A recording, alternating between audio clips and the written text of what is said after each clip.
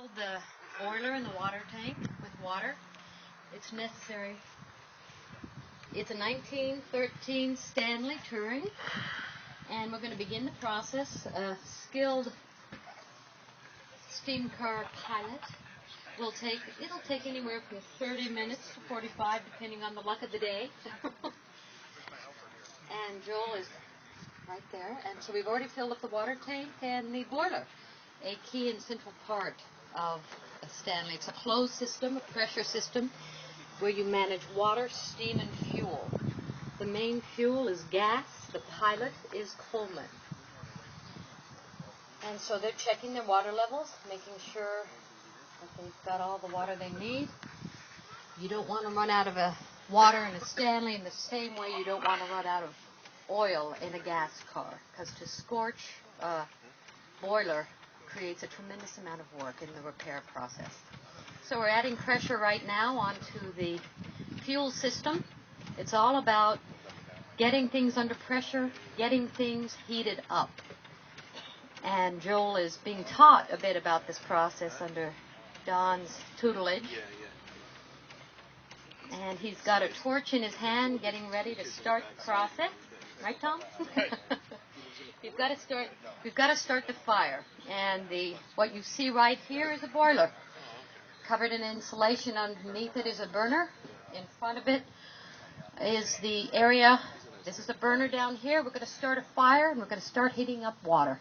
The first thing you heat and light is the pilot, which is a Coleman fueled pilot. But that process has to begin by Don heating the entire system, the forks. Everything needs to get hot. We need to vaporize our fuel. It's liquid now. We need it so hot that it's a vapor. So it's a slow heating process, and he's just lit the torch. And now he's going to start heating up the metal through which the fuel goes. That will eventually be vaporized. So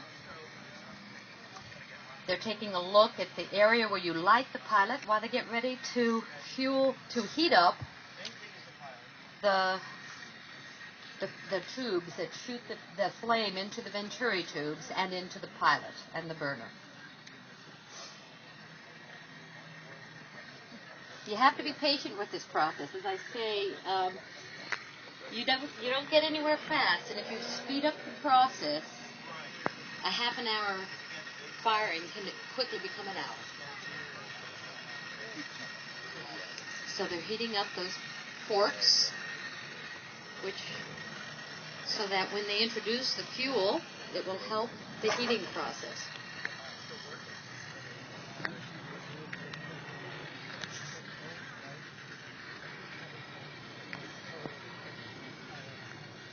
Ray just said, if you take your time, it's a 20-minute process.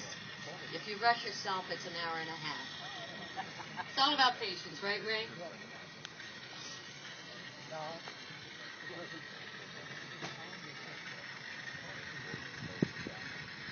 He wonders if the torch is wide open. Good job, Ray. You're right. He said, I don't think that torch is wide open.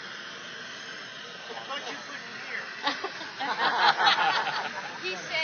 He said he thought you couldn't hear it.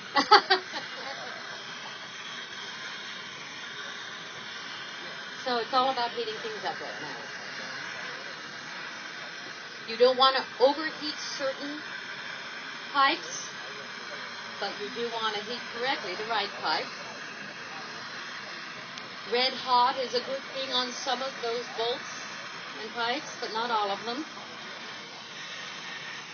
And once they begin heating that up,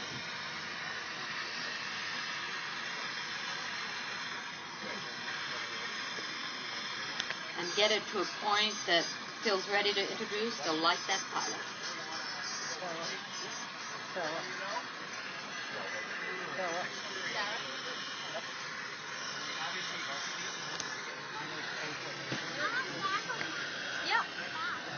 Hi, Ray again.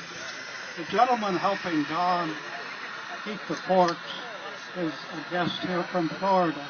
He flew up especially to learn about this Stanley. And he is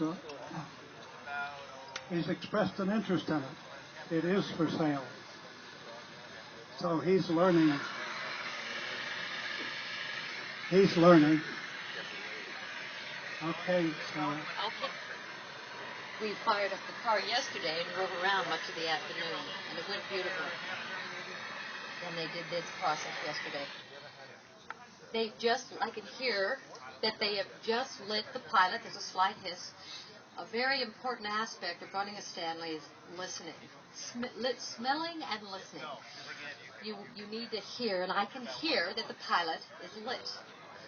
There's an opening, and they're looking at that flame to see if it's predominant blue or predominantly yellow. That gives you a sense of the mix of oxygen and fuel. The bluer the flame, the hotter. So the pilot is a short area in that, and we're just burning the pilot fuel column. And in a moment, we're going to begin introducing the main fuel. It's all about steps of getting hotter. Because the minute we get hot enough, we begin to heat water. The minute we begin to heat water, we begin to get steam. The minute we get steam, we're beginning to be able to move and have power. It's a closed system. Boiler is up in front. The engine is mounted directly under the rear axle. Two-piston engine, dual-piston engine. You go as fast in forward as you do in reverse. These cars have a tremendous amount of torque. So they're looking at the main fuel gauge. You learn to read gauges and manage the different valves. I can drive and run a Stanley, and I'm not a technical mechanical engineer like my husband, so if I can be taught, anyone can be taught. They have just introduced main fuel. Don't be alarmed by fire. Stanleys are on fire. Pilot out. Nope, pilot is still lit. They introduced their first main fuel. And you just turn it on and off as you introduce it. And you can see the vapor enter into the venturi tube. That tells us that the fuel is still liquid. It's not vaporized. It's not hot enough yet. If you can see the fuel, it's still liquid. Right?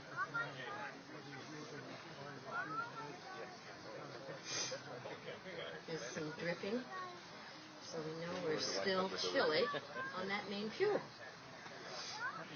You also know, when you wave your hand over here, that there's a little steam, so it's just, the heat is beginning slow. The boiler of a Stanley, a train has a round front, fire tube boiler, in this round orientation. That same boiler is turned upended, and that's why our round is in this direction in a Stanley. The tubes are vertical. The howl of a Stanley is a good sound. You just heard that. That's indicative of response to fuel and a boiler that is great. All Stanleys have a howl. Each has a different sound. They call it the mating call of the Stanley. Good sound. That's always said. Good indication, right, Ray? Yes. That's music. It's music. It's music to a steam car owner. That's a good sound. So they are introducing main fuel slowly. Don, is it fully on, or you're still introducing it where they turn it on and off? Just to introduce it slowly. Heat up the burner slowly. Again, if you hear that, you hear that there's an increase of hiss. That's the main fuel being introduced. We can still see it. It's getting better, though. It's a little less white.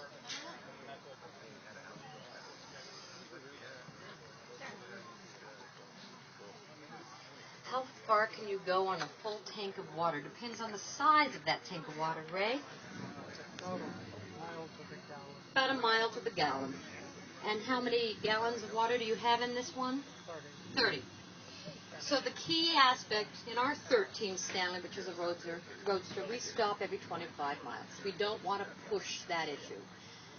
If you run out of fuel, not a big deal. If you run out of water, big deal. So every 25 miles, you either find a freshwater river, freshwater pond, or a hose. Great way to meet people. How do you know when you're running out of... When it's running the best, so you cannot be fooled. That's right, Tom. If it's running really well, stop. Pull over. You have to reheat the water again? Yep. And there's a siphon hose that you can fill it up very quickly. Now we're going to turn the fuel on full. You can hear that. Much more heat and steam coming out of here. And that's gas here. Introducing. The system, when you drive, is closed. Right now, we have the system open. The throttle's open a little bit. We don't want it to move just yet. We want to mount steam. The throttle's a bit open. There's another valve called a rip valve that's open because we want to begin making steam, but we don't want to move yet. And in a while, we'll see steam descend the car from the drip valve, and that'll tell us, we're really massing some steam. And now they're putting pressure. Don is putting pressure on the main fuel system. It's a pressurized system. It's all about plumbing in a Stanley. That's why you have to run a Stanley. To have a Stanley sit is not good. You need pipes clear. You need them running well. You need them clean. You need carbon cleared out of anywhere where flames burn. One of the things we'll do before we get going is we'll clear out everywhere where fuel goes, because carbon can be another problem anywhere the fuel line is. So he's putting pressure on the main fuel system because everything is pressurized. We'll do this probably about 5 times throughout this process. It's on about 120 pounds of pressure. This car can move at probably 300, even 200 pounds of pressure, but ideally you'd wait till you're at 400 or 500. It's a very safe technology. Stanleys have a perfect history for safety, and they are over-engineered. My great-grandfather and his twin brother, my great-granduncle, were clever inventors, and they are wound beautifully with layers of piano wire. They themselves tried to create an explosion. They tried to force it to fail by burying it in the earth and overheating it. They never were able to create an explosion that was just such a massively power, and they took it well beyond its means. Stanley had safety valves. All kinds of things happen before you're in trouble. On purpose. Very well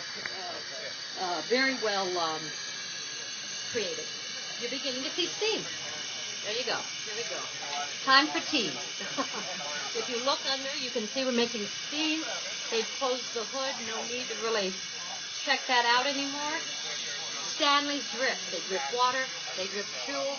Everybody always says, boy, what a great ecological car. They also leave a lot of a footprint behind. Don's opening up the throttle. He doesn't want the system closed yet. He's not ready to move forward. You capture all the pressure in the system. Again, you have a... The bottom open to the burner? Is the bottom open to the burner? Off of the burner. Where's the steering? Right here. Here's your Venturi tube. Okay. Straight in. We've got a boiler on top of a burner in which there's a pilot. The pilot is always lit. Once we get going for a day, if we go somewhere and have lunch, we just keep the pilot on, turn off the main fuel, go have a meal, come back out, and it's basically ready to go. You might have to get pressure up a bit, but you turn off all main flames and just let the pilot keep it warm. So as you can see, we're getting steam. Any questions, don't hesitate to ask. We're already making steam. I think I see, do I see 100 pounds, Don? We have 100 pounds of steam. Can we move at 200, even at 100? Sure, we could move. Way at the top. As you can expect here, after seeing what's happened now, it's taken us 10 minutes and we're not ready to go yet. This is the reason, of course, that there are no more steam cars on the road. It's too inconvenient. Okay. So good. And you got to know a lot. Yes, Don?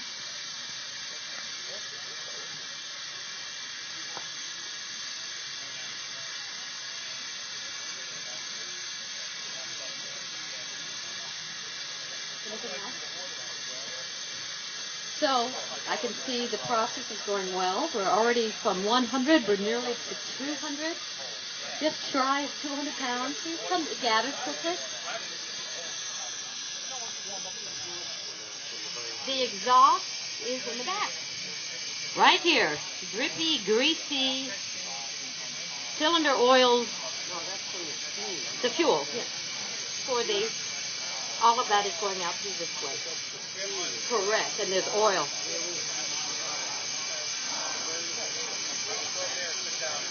Don, how do I answer this?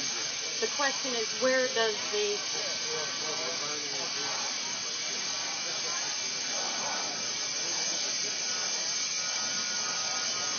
Right here. So it does. All exhaust goes out the stern. This is a 1913 Touring.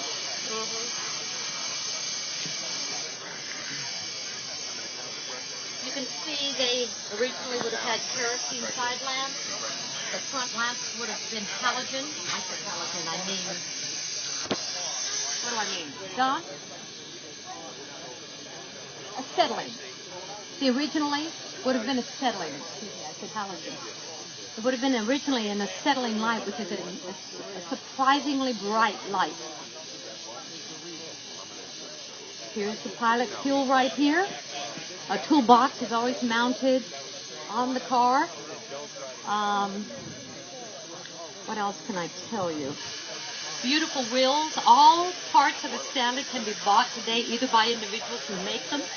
We got our wheels. We have 3 Stanleys. We have a 1899 Tiller. We have a 1913 and a 1910. The 13 is a roadster, the 10 is touring, and it's a project car.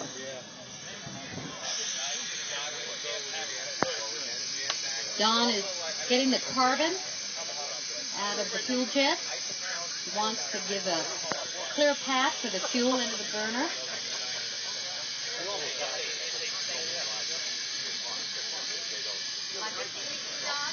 Okay.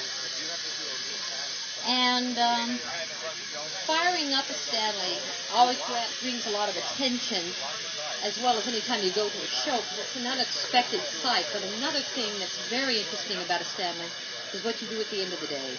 It's a blowdown. All the pressure we will run on today, at the end of the day, you let a tremendous amount of that pressure out, and it's a massive sound and power is emitted out of the valve. In front of the car, you open a valve and steam will shoot for many feet all the way to the end of that long fence. Not hot. You can walk through it. It'd be a little dirty, but it wouldn't be something that would burn you. It's quite a sight to see and experience. It's very loud. You can feel the power in that moment. So, they're good. I can see there. Where are you at, Joel, for 350? What's your fuel pressure out? 120? 110? Good. That's a good. The numbers are good. We're full of water. We're full of fuel. We've got pressure. See, we're ready to go. We've been ready to go since essentially 100 pounds. But we're now really ready to move. And let's see, what else can I tell you? The top can come down and be secured here. It's a wonderful drive because you're really outside, as you can see. It's just wonderful. Yeah.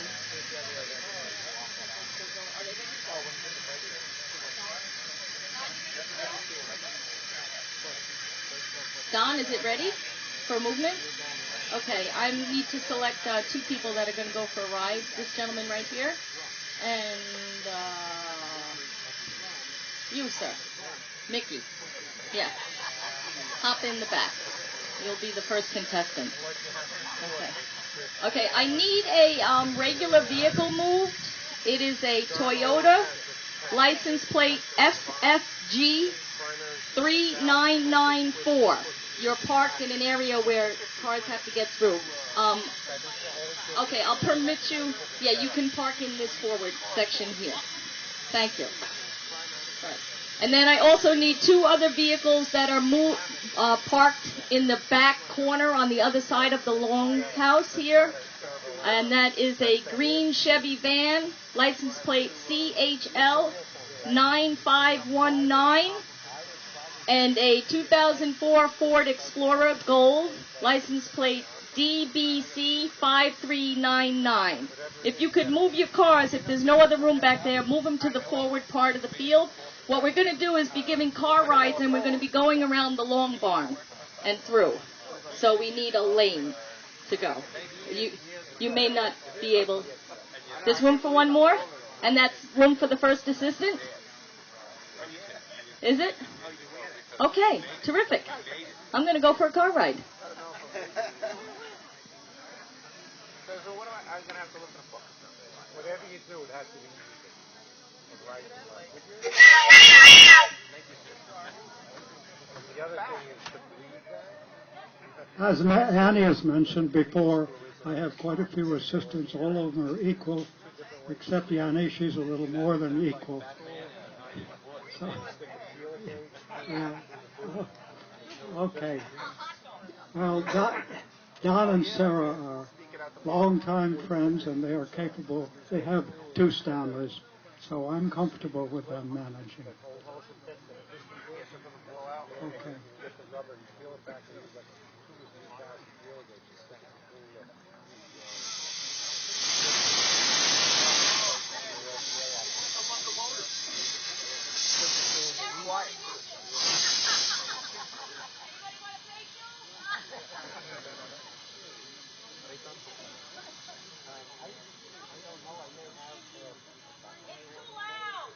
Well, you know, it's my buddy's car, I'm sure. Matter of fact, very hard to get the air out of it. The air that for this cylinder, for that cylinder. You can't get the back has one cylinder. Right. This car is capable of carrying 4 people at 25 to 35 miles an hour. So it's quite adequate as a tour car. I've actually toured several thousand miles with it here in the Northeast, in Florida, and in Canada. It's been a part of my life for 56 years, I think. Matter of fact, one of the vehicles over here on the right, I've had 56 years.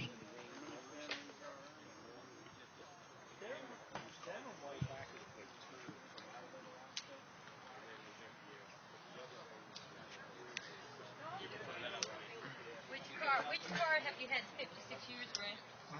Which car have you had 56 years? The 14T. The 14T?